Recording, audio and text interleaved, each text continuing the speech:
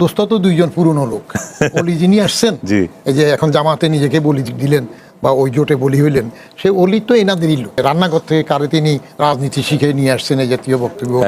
President জিয়ার ঘনিষ্ঠ মানুষ ছিলেন। প্রেসিডেন্ট জিয়াই তাকে যে সোমবারে যে মন্ত্রীদের একটা ক্লাসের মতো উনি মিটিং করতেন, দুটা মিটিং হতো, একটা হলো ক্যাবিনেট মিটিং শুক্রবারে, আর একটা সোমবারে। এখানে শুধু মন্ত্রীরা থাকতো, গভর্নমেন্ট অফিসাররা থাকতো না। আমি ঢুকতে পারতাম প্যাড পেন্সিল দেওয়ার মিনিস্টার হিসেবে, অত ডাকলে ঢুকতে পারতাম আর কি। ফখরুল সাহেব তো শপথ নেওয়ার আগে একটা কাজ সেরে দিয়েছেন আনুগত্যের, সেটা হলো জোড়া কবর জিয়ারত করে আসছেন। কারণ এটা যদি না করতেন, এটা না করার কারণে বদরুদ্দোজা চৌধুরী প্রেসিডেন্ট সরে গিয়েছিলেন। আপনার মতো একজন ঝানু সাবেক আমলা এত হালকা চালে এরকম একটা পাবলিক প্রোগ্রামে আপনি জোড়া কবর ইঙ্গিত দিয়ে কথা বলাটা কি মানানসই হলো স্যার? রাজনীতি টকের মধ্যে কিছুটা হিউমারও থাকে, যেমন ওনার যেটা খোঁচা বললেন, আমি খোঁচা কেন, এটা কমপ্লিমেন্টও নিতে পারে। রাজনীতিতে দলীয় সরকার হবে, কারণ ভোটের মাধ্যমে দল জিতেছে, সরকার দলীয় হবে, এতে কোনো সন্দেহ নেই, এটা নিয়ে কোনো প্রশ্ন নেই। কিন্তু প্রতিষ্ঠানগুলো দলীয় হবে না। আচ্ছা, প্রতিষ্ঠানগুলো নির্দলীয় থাকতে হবে। মনে করেন সিভিল সার্ভিস, এটা একটা ইনস্টিটিউশন। তো মনে করেন পাবলিক সার্ভিস কমিশন, একটা ইনস্টিটিউশন। দুদক বলেন, দুদকে তো এখন বিচারপতিকে একজন অবসরপ্রাপ্ত বিচারপতিকে প্রদান করা হয়েছে। প্রশ্ন আছে কনস্টিটিউশনে লাভজনক পদের ব্যাখ্যা টাকা নিয়ে। আগে বিএনপির আগের আমলে সুলতান সাহেব বিচারপতি ছিলেন, সেটাও প্রশ্ন ছিল। তো এই দেশে তো প্রশ্ন থাকলে, সংবিধান বহির্ভূত হইলে সেগুলো টিকে না। যেমন এই যে ৭০ অনুচ্ছেদ নিয়ে একটা কথা উঠছিল, যে যদি ৭০ অনুচ্ছেদটা এখন বদলাবে বলতেছে। ৭০ অনুচ্ছেদ থাকলে দলীয় সিদ্ধান্তের বাইরে যাওয়া যায় না, ঠিক আছে। এটা যদি দুইভাবে তো এটা সিরিজ ফেলতে পারতো। একটা ছিল সংসদ যেহেতু অধিবেশনে ছিল না, তখন রাষ্ট্রপতি অর্ডিন্যান্স করে এটা ব্যালটের সিক্রেট ভোটেও করতে পারতেন, তাহলেও বাজাদের কোনো অসুবিধা হইতো না, মির্জা ফখরুলই হইতেন। কারণ দোস্ত তো দুইজন পুরনো লোক অলি যিনি আসছেন এই যে এখন জামাতে নিজেকে বলি দিলেন বা ওই জোটে বলি হইলেন, সে অলি তো এনাদেরই লোক। একই তো প্রেসিডেন্ট জিয়ার ঘনিষ্ঠ মানুষ ছিলেন। প্রেসিডেন্ট জিয়াই তাকে যে সোমবারে যে মন্ত্রীদের একটা ক্লাসের মতো উনি মিটিং করতেন, দুটা মিটিং হতো, একটা হলো ক্যাবিনেট মিটিং শুক্রবারে, আর একটা সোমবারে। এখানে শুধু মন্ত্রীরা থাকতো, গভর্নমেন্ট অফিসাররা থাকতো না। আমি ঢুকতে পারতাম প্যাড পেন্সিল দেওয়ার মিনিস্টার হিসেবে, অত ডাকলে ঢুকতে পারতাম আর কি। তো সেই সময় তো এমপি হওয়ার আগে অলি সাহেব আসছে, এবং অলি সাহেবের তো একটা কথাও ছিল, অমিকাও ছিল, যে রান্নাঘর থেকে কারে তিনি রাজনীতি শিখে নিয়ে আসছেন, এই জাতীয় বক্তব্য।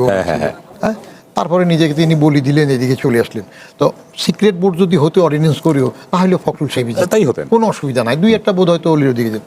আরেকটা আবার সিক্রেট ভোট হলে হয়তো অলি আহমেদকে জামাত এনসিপির যারা ভোট দিয়েছেন, কেউ কেউ ফখরুল সাহেবকে ভোট দিতেন, ওইখান থেকে হয়তো অলি আহমেদ শেষ পর্যন্ত ৮৮টা ভোট পেতেন না। এটা ভালো হইতো, সিক্রেট ভোট হইলে ব্যালটে ভালো হইতো। কিন্তু এখন পরের অধিবেশনে এটা বদলাবে, সেটা পরের ব্যাপার, ৫ বছর পরের ব্যাপার।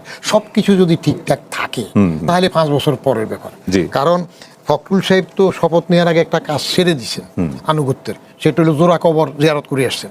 কারণ এটা যদি না করতেন, এটা না করার কারণে বদরুদ্দোজা চৌধুরী প্রেসিডেন্ট সরে গিয়েছিলেন। বদরুদ্দোজা শুধু প্রেসিডেন্ট যায় না, বদরুদ্দোজা চৌধুরী উনি পদত্যাগ করেছেন। ফখরুল সাহেব থেকে আরে ওনাকে আউট করবে সেই কথা উঠতেছে মানুষের মনে। উনি তো ফখরুল সাহেবের থেকে আরো বোনাফাইডি ছিলেন। কারণ প্রেসিডেন্ট জিয়া দল করার সময় জেনারেল সেক্রেটারির জন্য যেসব ক্রাইটেরিয়া বলছেন, যে এটা থাকতে হবে, ওটা থাকতে, ওটা সব মিলালে দেখা যায় ওই বদরুদ্দোজাই হয়, আর কেউ হইতে পারে না। এত গুণ আর কারণ মিলে না। সেই বদরুদ্দোজাটাকে তো শেষ পর্যন্ত খালি প্রেসিডেন্ট থেকে সরে নাই, একটু কবর টবর এগুলোর আনুগত্য সবাই যে বললেন ফখরুদ্দিন সাহেব এখন বিএনপির নন, সবাই না, উনি বিএনপিরই থাকবেন। সবাই হইলে তো উনি বদরুদ্দোজা হয়ে যাবেন। আবার রেল লাইনে দৌড়াইতে হবে তো, দৌড়ের আমরা তো দুইটা দৌড় জানি, একজন হলো দৌড় সালাউদ্দিন, আর একটা হলো রেল লাইনের দৌড়। তো ফখরুদ্দিন সাহেব, ফখরুল আলমগীর সাহেব ওই শপথের আগে দিয়ে to remaining the safe side জোড়া জিয়ারতটা করে আসছে। তখনও তো আমি রাষ্ট্রপতি হই নাই, এটা বলতে জোড়া জিয়ারত মানে বুঝলাম না। জোড়া কবর জিয়ারত আর কি? জোড়া কবর মানে কি? প্রেসিডেন্ট জোড়া কবর তো না, দুজনের কবর, জিয়া রহমানের কবর, খালেদা জিয়ার কবর, উনি বলছেন দুজনের কবর। এটা ঠিক জোড়া কবর বলা ঠিক হবে না। আগে না একজন ছিল, না এক্সকিউজ মি, আপনি সাবেক, দুজন সাবেক প্রধান, একজন প্রধানমন্ত্রী, একজন প্রেসিডেন্ট। আপনি ব্যাখ্যা দেওয়ার পরে বুঝতে পারলাম আপনি বলছেন সাবেক রাষ্ট্রপতি এবং বেগম জিয়া। আমি বলি, আপনি জোড়া কবর বলতে বোঝাচ্ছেন সাবেক রাষ্ট্রপতি, সাবেক প্রধানমন্ত্রী জিয়াউর রহমান সাহেবের কবর এবং বেগম জিয়া, সাবেক একাধিকবারের প্রধানমন্ত্রীর কবর।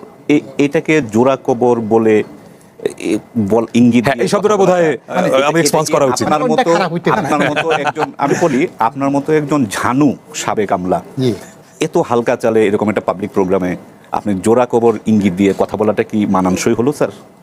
এভাবে কথা বলা যায়? একটা জিনিস আপনার টক শোতে আমি আরো ব্যথিত হয়েছি, আহত হয়েছি, কারণ আমি আপনার অনেক টক শো দেখেছি যেখানে আপনি খুবই গুরুত্বপূর্ণ মানে উপদেশ এবং পরামর্শমূলক, যেটাকে আমরা নসিহত বলি, এইভাবে কথা আপনি বলেন।